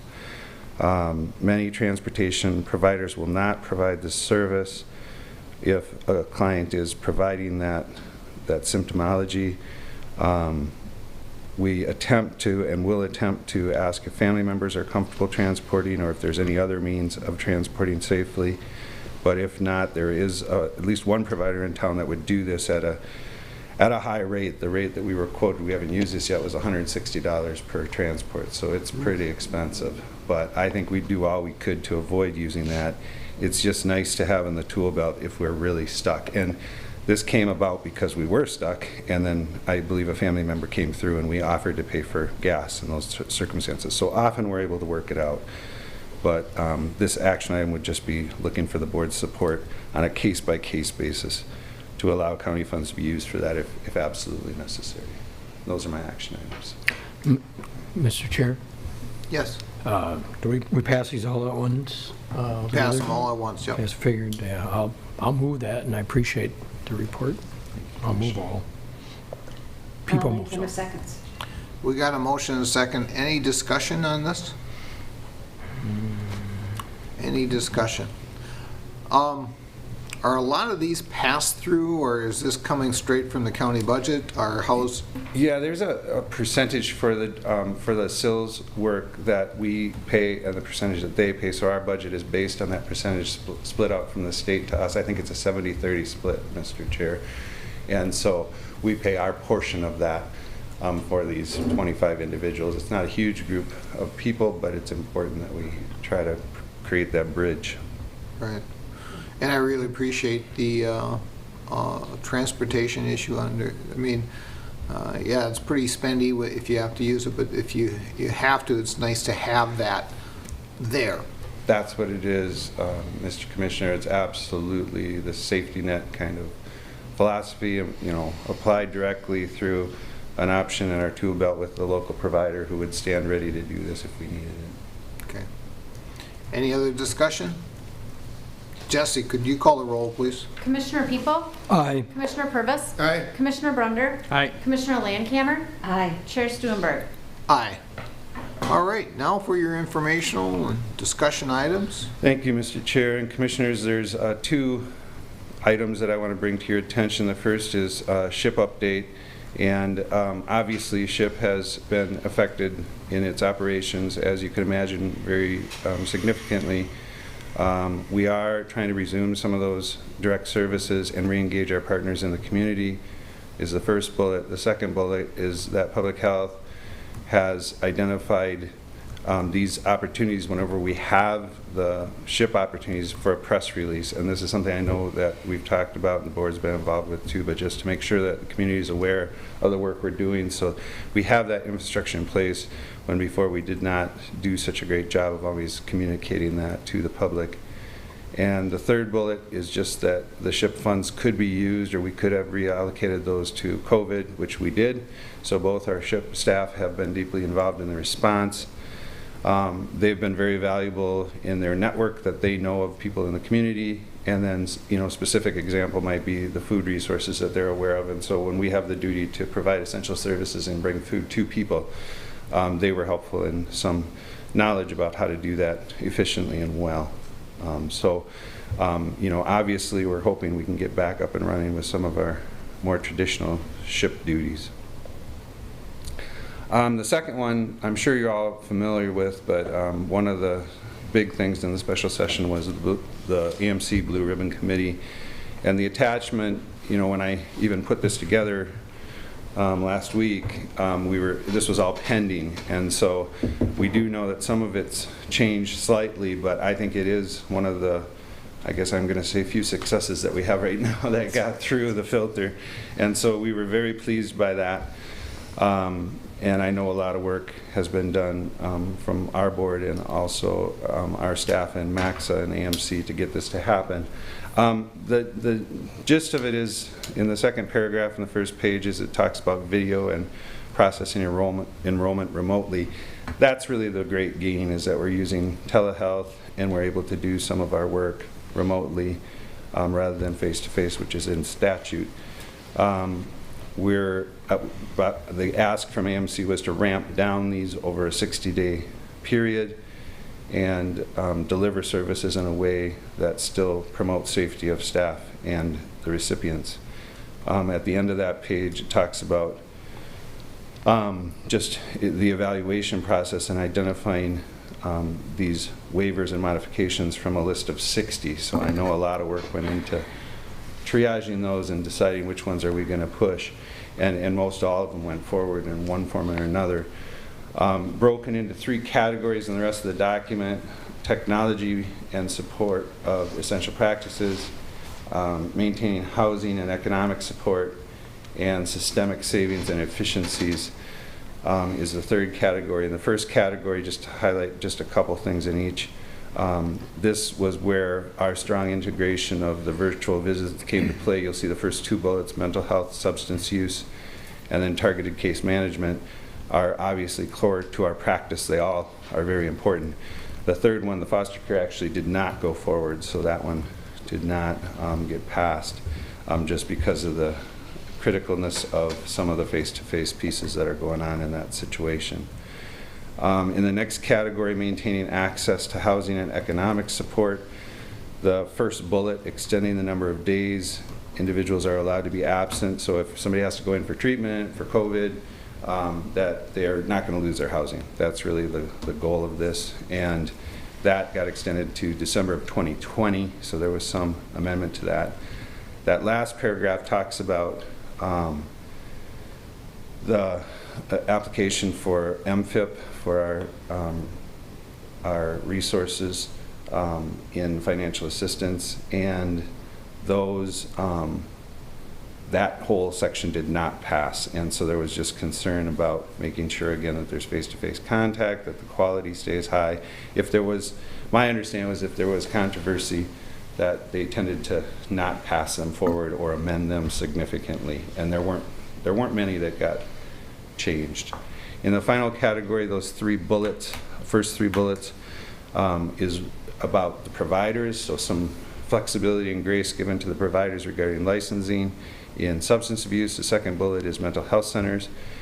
And the third bullet is how we do administrative reviews, if there's any delays in discharge from state hospitals. This is a big issue. A lot of times there's no bed, or the staff at the state hospital does not feel like the person's got a great discharge plan, and if we're hung up because of COVID, we're saying that the county doesn't pay the freight on that. So that's a big one. And then the next bullet actually did not pass again. That had to do with child protection. And just saying, if in some cases, if a law enforcement officer would go out, or if somebody goes to the hospital and a professional is looking at the child, and the child goes to a relative or a safe place, that we were looking for some grace to not have to do our 24-hour response to child protection, but that didn't pass just based on concern for quality, and I think that's just fine.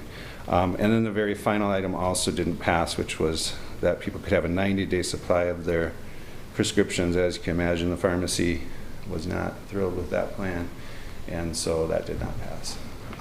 But I just want to give the board a chance to look at those things. I'm sure you've seen them in a lot of different formats, and obviously they came right through AMC, so we appreciate that work and effort and success.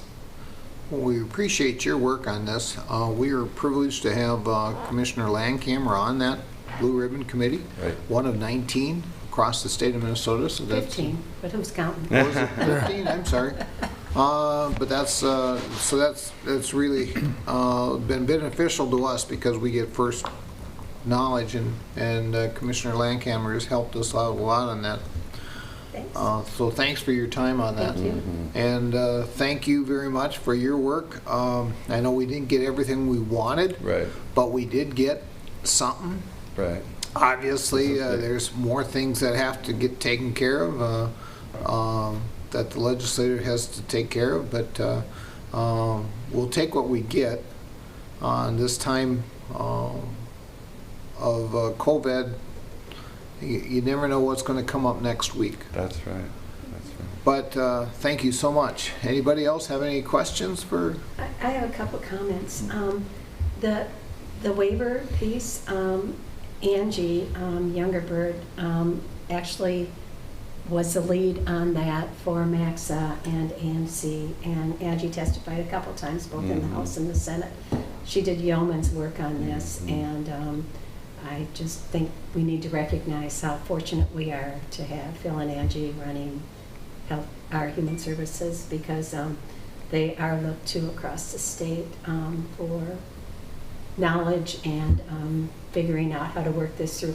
We went with 15 waivers originally, because we knew we couldn't do more than that with the legislature, and we got 10. DHS put 4 in, or not, HHN, Human Services put 4 in, the state.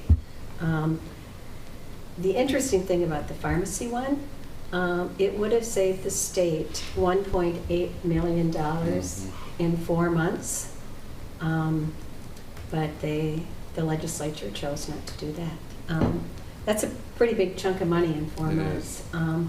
So just, it's been a wonderful experience, just kind of looking at what other people are doing and how we work together. So it's been something that we as a board, I think, should be really proud of the people we have working with us.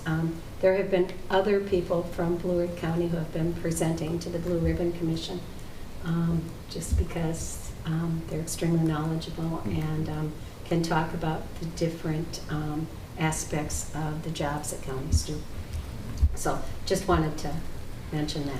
And Mr. Chair, Commissioner Landcamer, thank you for that. I forgot to mention too that some of these, there is a HOPE plan, it was passed with language that would say that some of these of the list would continue into next year, June of next year.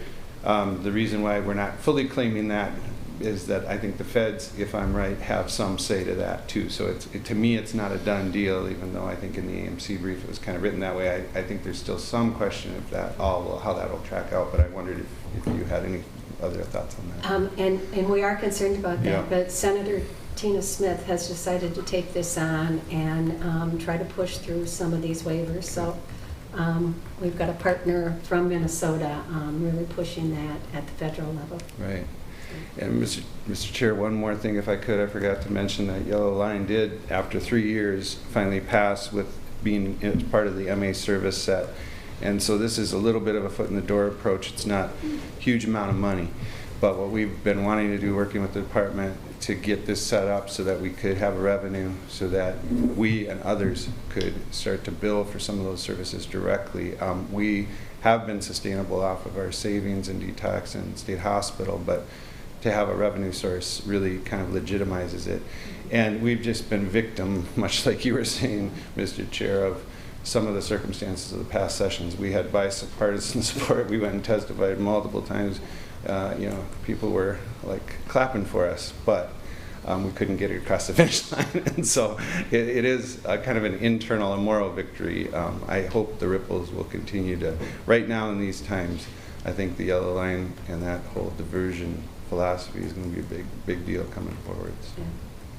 To bring up Yellow Line, it's interesting to note that Blue Earth County's Yellow Line was brought up by some state legislators from the metro area, saying that this is what people are talking about when they talk about defunding law enforcement. They don't mean eliminating law enforcement. They mean finding other areas to help people when they're in need instead of throwing them in jail.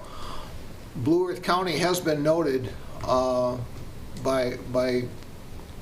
representatives across the state saying we are doing that work. And so kudos to you, kudos to the Sheriff's Department, the Mankato Police Department. I think we're on the forefront of what needs to be done across the state of Minnesota, probably in the metro area. And they need to come back and talk to you and Angie and say, how do you do this? So thank you very much for the work you've done on that. Well, I appreciate that. I'm pretty close to this whole topic, but like that frame up that you just said helps me because I sometimes you get lost in the waves of the rhetoric, and so to reframe that and say defunding might be allocating differently might be a different feeling altogether, because I certainly have a lot of respect for our law enforcement. Anybody else? Well, I appreciate the work of Clean and Angie, and I know Angie's kind of, well, they're both our stars, but Angie I know is from legislators, I was impressed. And Phil for your work, and some of it always reminds me as far as the waivers, and I get some, you don't get some. It's like Lucy and Charlie Brown to football, I think, I don't know. That's a simpler way to put sometimes the legislative process. Yes. It seemed like this week up in the state legislature is exactly the way it was, with the CARES Act especially. Exactly. CARES Act was, yeah, that's a tough one, right? Yeah, I got Lucy just pulled the football out. Right, exactly. That's our darn Lucy. Yeah. Mr. Chair, another interesting thing on the Yellow Line, we had the sheriffs on the other day speaking, and it was the sheriff from Dakota County, and I must say our sheriff has been great, looking at different ways to do things. But the sheriff from Dakota County said, we're going to have to look at our jails because they're going to have to function differently in the future. And he talked about the mental health piece and more social workers. So I think there's a great opportunity to look at all we do. But I mean, it's been interesting listening to different sectors of county government talking about the need for change and the way that we're probably never going to do things the way we did them in the past. Things are going to change. Right. So. Thank you very much, Thank you Bill. all. Appreciate Thanks. it. Good to see you. Thanks, Bill. Thank you.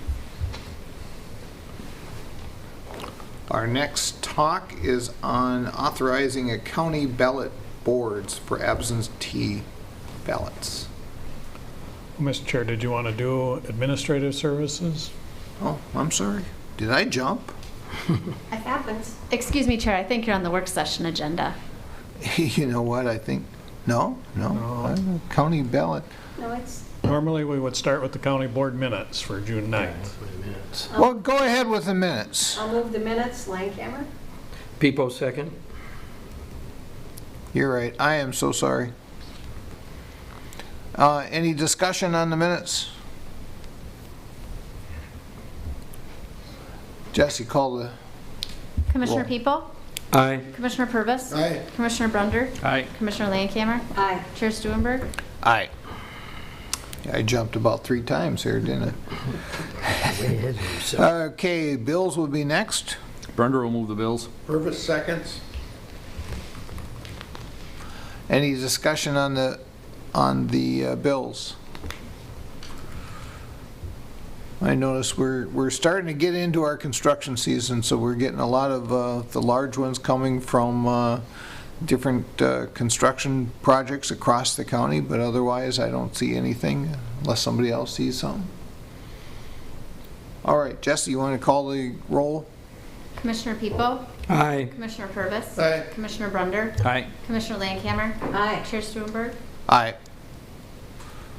Now, human resources.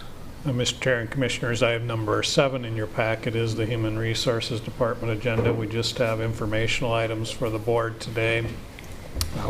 We had a promotion of Mr. Coriel, who's with us here this morning, from an ACA 1 position to an ACA 2 position. So Congratulations to you. There was a voluntary demotion of the division chief in the assistant county attorney, or in the county attorney's office. And skipping down to item E, there also was a resignation of an assistant county attorney, and so there's been a little movement within the county attorney's office. Jumping back up to letter C, we did have a resignation of a custody officer, and so as the board is well aware, we have staffing levels we have to maintain there, so we have initiated recruitment of a custody officer. We also had a resignation of an on-call library clerk. That one we are planning to hold on any rehiring based on the flexible hiring freeze that we have in place. And then we had a resignation of a medium equipment operator in the Public Works Department, as well as a resignation of a financial assistance program coordinator in our Human Services Department. Both of those positions, I'll continue to have dialogue with the department heads to determine whether we move ahead with recruitment to fill those positions or not. So I'll provide updates to the board at a later date on those. All right. Be happy to answer any questions that the board might have on any of those issues. Yes. Mr. Chair, we had talked at one time of having a continuous list of people who were applying for the custody officer's position. Have we been able to maintain a list? Because it seems like it's kind of a revolving door. We do have kind of an ongoing recruitment out there.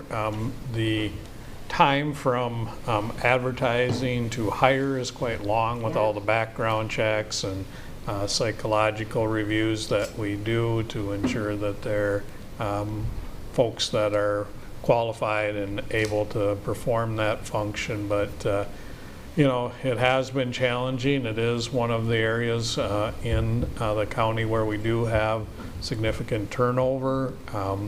We've dealt with that at the negotiating table and then tried to address it with some incentives there for longevity. We'll keep doing our best to figure out how to maintain that position. But quite frankly, it's one of those wage areas where in the community there are jobs in that same kind of general wage level, and being a 24/7 operation, it is a challenging recruitment area. It's It's not an easy job either. No, it certainly isn't. And we've been hiring more law enforcement majors who maybe have more of a long-term career goal of being in a patrol environment, and so it is a stepping stone sort of position as well for a lot of the people we've been hiring lately. Thank you. And it's not an easy position to fill. I mean, being a jailer is a hard job. Yeah. So a lot of stress, a lot of, you know, so bless the people that are in there.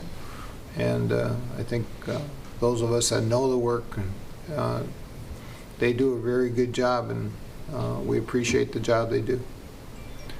All right. Now we will go to the county ballot. Yes, Mr. Chair and Commissioners, item number 8 in your packet is the resolution authorizing a county ballot board for absentee and uniformed and overseas citizens absentee voting. It's a long acronym there for you, but as we're entering the primary and general election period, recognize the need to authorize these ballot boards for absentee balloting.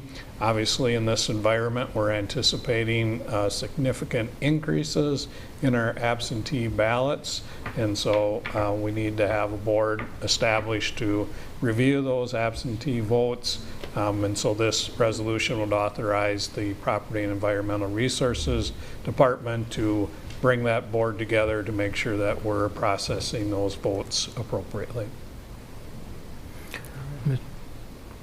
Oh, I suppose we need to move it first and then discuss? Yep. Or? Yep. Yeah. You want to do that? I'll move the resolution regarding authorizing county ballot boards for absentee. And Brunder will second. Got a motion and a second. Now for your discussion, Mark. Well, I was just more curious, you know, it's, how the Michael and how the county would come up with that board for the group of election judges and staff that figure that out for the balloting. Yeah, I believe the plan would be to utilize Property and Environmental Resources staff who are trained as election judges to make sure that there's an adequate trained supply of people on this board. It mixes both major parties and all that involved with. Yeah. Certainly we would look at that. You know, that's one of the reasons why maybe more staff heavy, just to kind of represent our nonpartisan point of view. All right. Mr. Chair, how is this different than how we've done this in the past? Yeah, I was kind of wondering. It really isn't. We actually had the board back in 2010 pass a resolution. We're really just updating that, given some of the security concerns that are in the media today. We felt it was important to bring it in front of the board, just to kind of reaffirm the process so people have, that we have transparency to the public in terms of how this is set up. Okay, yeah. I'm comfortable with that. Yeah. How many of our townships are strictly mail-in ballots? I don't have the exact number, but it's the majority. I think we only have a few remaining that are not. Two? One or two. Michael reported that last time he was here, but I don't remember what it was. Now, It's all and so they, on election day, they don't have, you know, they've already voted, right? Right, there is no in-person voting available in areas that are mail-in ballots only. We also, though, have, you know, the early voting, so to speak, the early absentee voting, which will actually start here in the next week or so. And so all of that will be part of this process. So even though there is an option in, like the city of Mankato, for in-person voting, we anticipate that there's going to be a significant increase in absentee voting this year because of the pandemic. What what is the process, or is there a process to make the whole county a mail-in vote? There was an effort in the legislature this year to increase mail voting. That did not pass. We have some small cities that would have indicated an interest in mail voting, but because of their population level, they were not allowed to. So it's a population type thing. If you're over a certain, like 2,000 people or whatever. 400 people, you can't have, that's where the townships can do it, but the cities and like City of Mankato couldn't do it because it's got too many people. That's correct. And, Mr. Chair, as I understand it, any township can do it. But if you're a small city, you have to be under 400. Okay. I think That's good to know. And Skyline, you know. Skyline, we've been doing it for Smart does years. it all the time. That's why, you know, there's the talk more now with making it more widespread, but, and I didn't ask by the question, because, so we did that in 10, and that's a long time ago, though. That would also include Pemberton, I think, wouldn't it? Pemberton in that? I don't know if they're under, they could, I think. I believe they I don't think they're over 400 now, are they? I don't know. Commissioner Anyway, Landcamer might make is two right cities. about the townships. We did have Mankato Township just switch to a mail ballot for this election. So we are seeing more of our cities and towns interested in mail ballots, but statute would need to change in order to go as far as you're suggesting. Yeah, that's why I say there, I think With Pemberton's your under 400. knowledge, and maybe I'm hitting up our assistant county attorney with questions that he might not be able to answer. Have we ever, on our mail-in ballots, received any fraudulent votes? How would he know that? I know that it's, You'll have to hit the little button on top. Yep. If it's green, it's on. I know that our office works with the county administration to review potential cases of that. I can't speak directly towards whether there's been any examples or cases charged in recent memory, but we do receive information that's evaluated in conjunction with the county to see if there's any fraudulent voting or inappropriate voting activity that does happen. Right. I mean, and I know we've had cases where we've had fraudulent voting, but I was wondering if that if anything ever came back with the mail-in votes. You know, Mr. Chair, I might suggest you hold that question for our work session. Michael will be coming in to talk about some elections, and he might That's a have more good answer. information Good. unless Thank Todd you very has much. any direct knowledge. But No, I do not. Thank you. All right, So- thank you. I'll do that. Any other discussion? Jesse, could you call the roll, please? Commissioner People? Aye. Commissioner Purvis? Aye. Commissioner Brunder? Aye. Commissioner Landcamer? Aye. Chair Stuenberg? Aye. All right. Our next thing is application and permit for 1 to 4 day temporary on-sale liquor license for the Blue Earth County Fair Association. Bob, you want to explain this? Sure, Mr. Chair and Commissioners, we did receive this request or application for a temporary liquor license from the Blue Earth County Fair Association. My understanding is that the Fair Association has decided not to hold the fair, but they're potentially going to have a grandstand event. My understanding is they're planning to address that tomorrow at a meeting that they're planning. But because of the timing related to the liquor license, if they should go ahead, they needed to move forward on the temporary liquor license in order to get the state approval that's needed. So we're maybe a little out of order here just because of the timing of our meeting and their meeting, but should they decide to move forward, they will need this temporary liquor license. All right. Purvis moves approval. People second. Got a motion and got a second. Any discussion? Just a comment, I was confused also because I knew they had canceled the fair and I couldn't figure out why they needed this, but now I know. Yeah, they're remaining optimistic about, I think, the compact car races and the demolition derbies. They haven't said they're absolutely going to have it, but they're trying to be optimistic about the possibilities. Yeah, and it's in an outdoor venue, so it'd be easier to do something and not as much possibility of any issues with COVID or anything. So, all right. Any other discussion? Jesse, call the roll, please. Commissioner People? Aye. Commissioner Purvis? Aye. Commissioner Brunder? Aye. Commissioner Landcamer? Aye. Chair Stuenberg? Aye. All right. I think that brings us down to...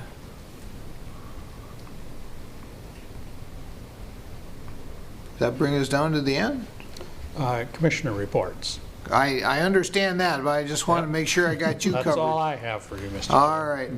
So today I think we'll start with Mark. You want to start with your commissioner report for me, please? Yes, I do the votes first, and I've been doing the reports first, so it's good. Okay.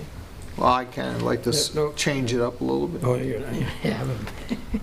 Okay, let's see, Tuesday, the 10th, yeah, we had, Kip and I had the MICA Zoom meeting. Of course, we were separate there with, that one, that was good. Of course, we had all the thoughts of, like, the CARES Act and everything, the waivers, all that going through, but anyway, June 14th, they did have, that was a Sunday, the only day that worked, we did have our Partners for Affordable Housing Strategic meeting. That went okay, considering, you know, it was virtual and it was not the normal way to try to do a strategic planning, but it's a sign of the times. June 17th, we did have a Minnesota Valley Council of Governments Zoom meeting, and that went well. People gave various reports on what their cities were doing. And then on the 18th, I did sit in there with the virtual meeting on the AMC on the executive meeting. And that was a Thursday, and that was interesting. And yeah, that actually concludes my report, Mr. Chair. Thank you very much. Virtual meetings. Commissioner Purvis. Yes, mine's relatively short. On the 9th, I had some South Bend Township Board meeting. I attended that, and there were some citizen concerns about a planning and zoning issue there. I'll be back tonight to finish that up. Then on the 10th, I attended the Fair Board meeting where they discussed the idea of not having the fair. Kelly Hayter accompanied me from our staff and gave them some very good direction based on her knowledge of the COVID-19 situation, helped them make their decision. And then on the 18th, I had the extension, did a Zoom meeting on that. So that's my report. Thank you. Commissioner Brunder. Thank you, Mr. Chair. After the last board meeting, Mark already mentioned MICA. Yeah, we got a full report from everything that's going on up at the legislature and how they were working through some of them processes. Had a County Ditch 92 impoundment hearing discussion on the phone, but you already all heard about that. But the conversation went really well. Like Mark said, it was about a 2-hour meeting, so I think that saved us a little time here in the boardroom. Got a lot of questions answered and worked out.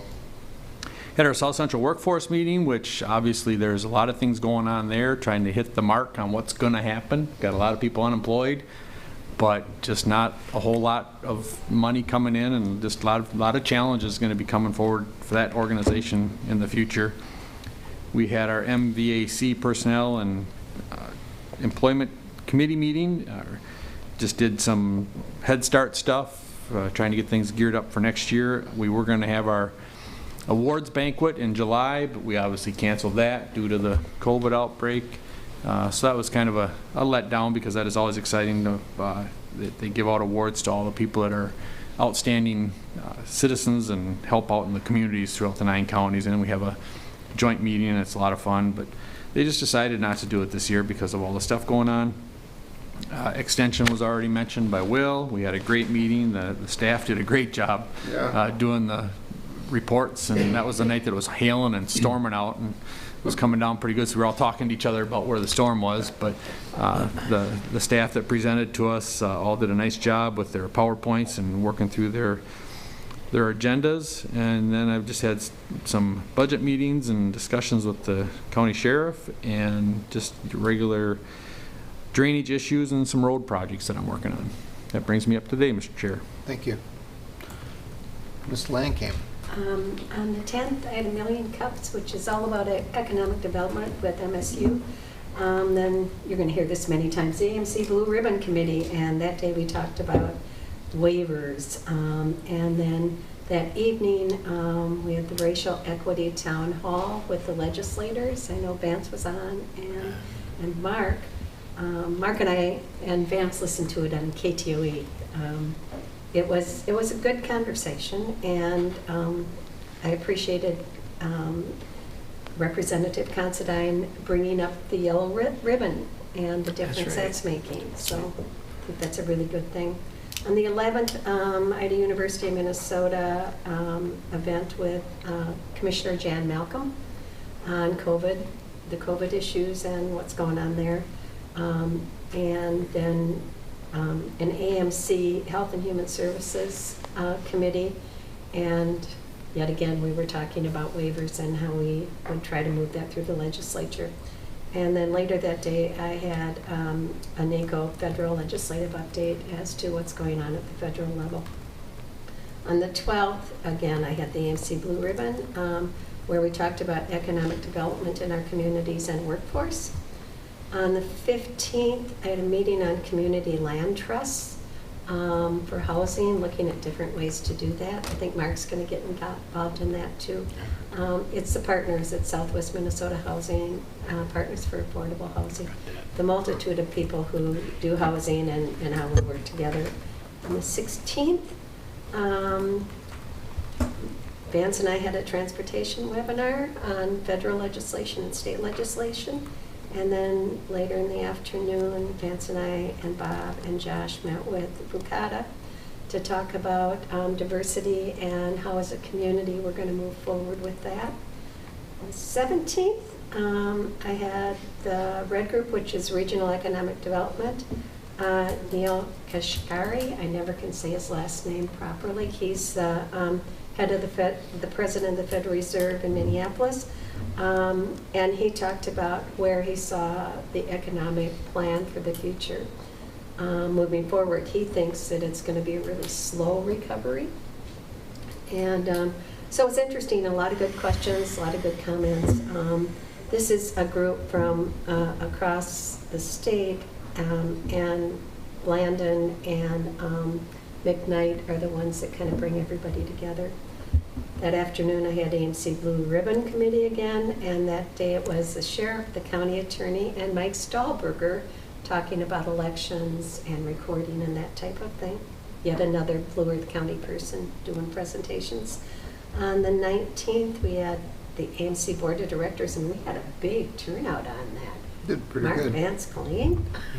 And Mike Stahlberger was on too because Mike was on too. Represents Mako.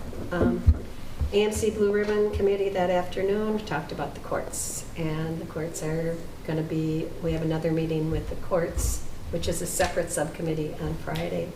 And for those of you who watch Almanac, my brother Pat Kitchridge was on Friday night, so if you're interested in seeing him, I can send you the link. He talked about what's going on in Minneapolis and the law, public defenders, county attorneys, sheriffs, that stuff. I might be prejudiced, but I thought he did a fabulous job. Saturday, Jack and I did the march for the Juneteenth event down across the bridge down at the Intergovernmental. You got Jack going too. I made Jack go with me. Yeah. There you go. Good for you. And we social distanced and wore our masks, so how's that? Good for you. And on yesterday, I had a state community health advisory committee meeting with Commissioner Malcolm and Governor Walz. All right. I'm done. You're done. Well, our last board meeting was on the 9th. On the 10th, I started out with the District 2 meeting. And then, again, we had that webinar in the afternoon, diversity webinar. On the 11th, I had a District 3 meeting that I attended. I'm getting to like Zoom.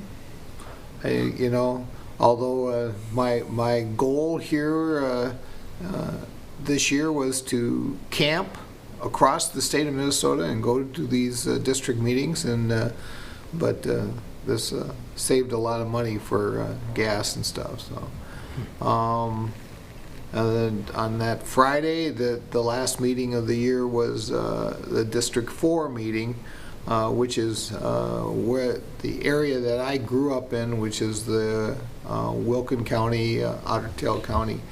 One very regular thing that I pulled out of all the district meetings, because we had a certain amount of questions and that AMC put up, is everybody commented on how well county staff is handling COVID, and how much every county just praises their staff. And I think that's got to be known, that county staff across the state of Minnesota really take issues like this and really step up and do a great job. And you know, we know it ourselves how much our staff has stepped up to the bat and really taken this COVID issue, and that's happening across the state of Minnesota.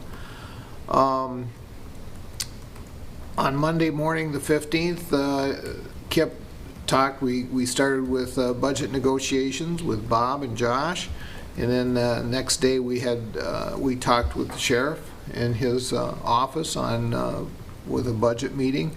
Again, we had the transportation webinar that Colleen talked about, and then I met with Bucata that afternoon with Colleen and Bob, and so it's all positive. On Wednesday the 17th, I had a RAC webinar, and it was with the census, the Federal Census Bureau. I was able to get in a question in reference to our college students. And and I was told that the Federal Census Bureau has sent response to all the colleges asking them for the addresses of the students that were there on April 15th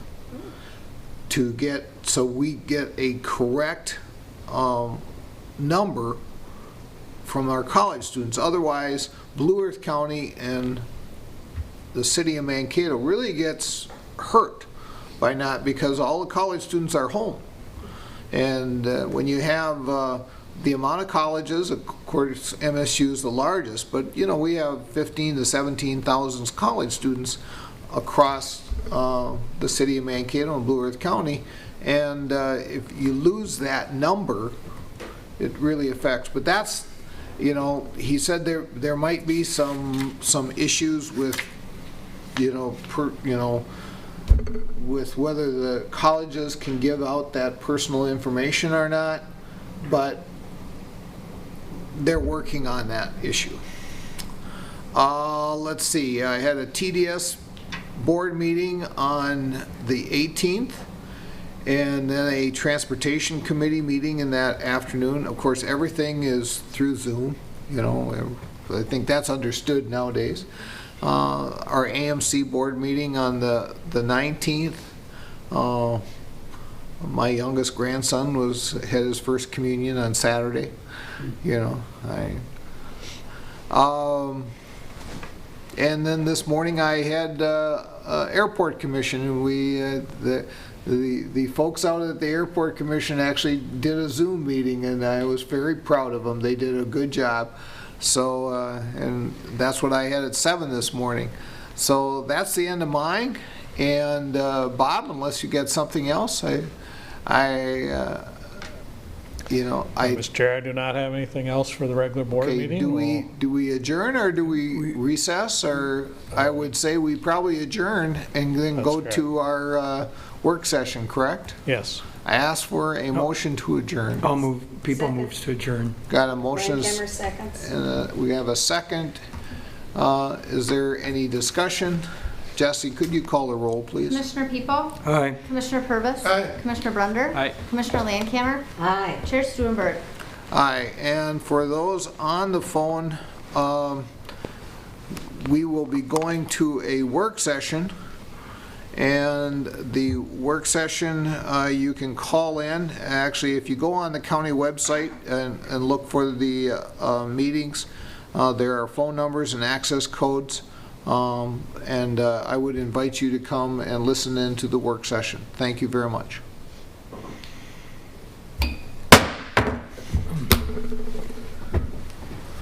Now.